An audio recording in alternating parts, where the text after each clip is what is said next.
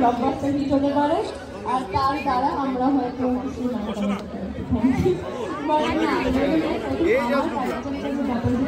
আমি প্রথমবার মার ভূমিকায় অভিনয় করছি। এই আমার মেয়ে, আমার মেয়ে ছোটবেলায় আসেনি, তাদের ও হচ্ছে আমার মেয়ে।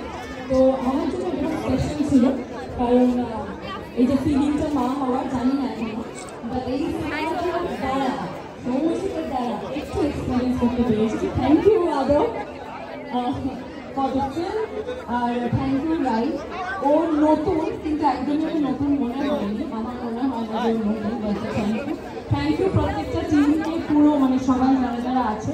আর তোমার জন্য আমি ওয়েট করছি, আপনারা প্লিজ প্লিজ প্লিজ দেখবেন আর আমাদের জানাবেন কেমন লাগবে। Thank you.